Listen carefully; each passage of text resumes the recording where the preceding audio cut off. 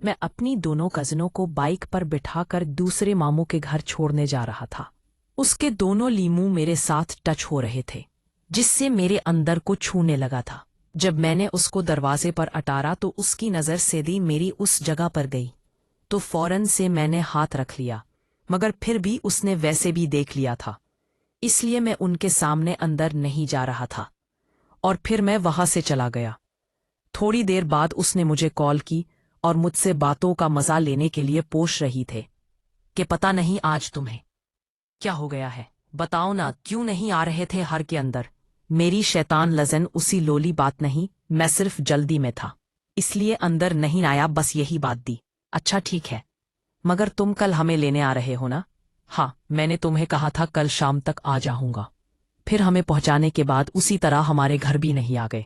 वो एक तरारी अंदाज से बोलीगी। मैं बाइक पर पीछे बैठ गया हूंगी। फिर तो कोई मसला नहीं होगा। तो मैं साथ में सोच में पड़ गया, हाँ ये क्या मामला हो गया? क्या मतलब, दम क्या कहना चाहती हो? आगे बैठो या पीछे, मुझे इससे कोई फर्क नहीं पड़ता। वो भी हाजी मुझे सब बता है। वैसे कजन जी उस वक्त क्या छुपाया जा रहा था?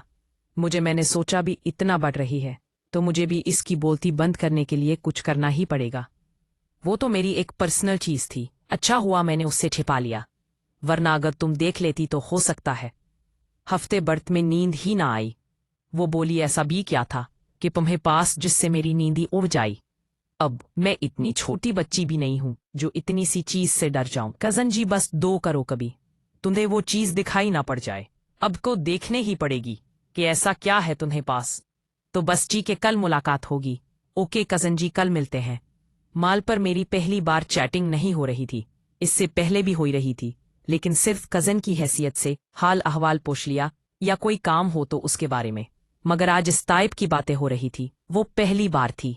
इस बात करने के बाद मेरी ख्यालात भी बदल रही थी। मैं सोच रहा था क्योंकि इसने इसकी बड़ी बहन को बोल दूं कि वो मुझे तुम्हारी शोली बहन पसंद है, मगर इसके लिए पहले तो मुझे अपनी कजन को मिंटोलना होगा कि उसके दिल में क्या है और वो क्या कहती है। वो इस बात को आगे बढ़ाती है या सिर्फ मुझे तंग कर रही थी।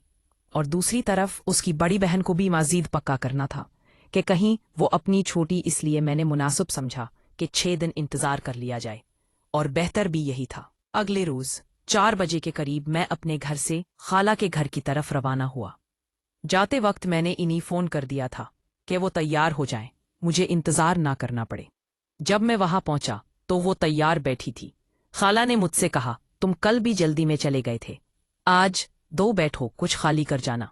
मैंने बहुत कोशिश की मगर वो ना मानी, तो मुझे बैठना पड़ा। चाय पीने के बाद हम रवानगी के लिए तैयार थे। मैंने आज भी शलवार निसी पहन रखी थी, मगर आज शलवार के लिए अपना बंदोबस्त किया हुआ था, इसलिए आज फुल मूड में था और चाहता था कि सारे रास्ते कल से ज्यादा सुकून करता जाऊं। तो मैंने उससे कहा कि आज भी मेरे पीछे तुम ही बैठोगी। ये बात बोलकर मैं बाहर आ गया। वो भी बाहर आ चुकी थी।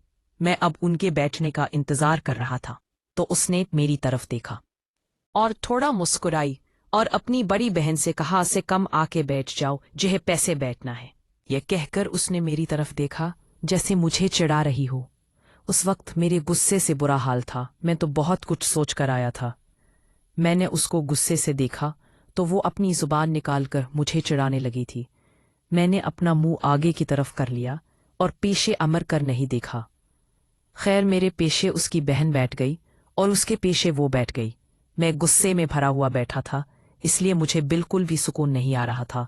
अब कुछ ही देर गुजर गई। ठीक है, उसकी बहन मुझे कहाने लगी कि ये कह रही है कि मुझे आगे बैठना है। मैंने कोई जवाब ना दिया।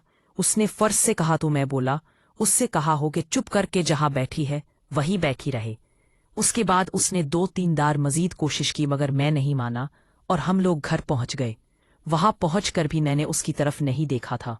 वो समझ गई कि मैं उससे नाराज हूं।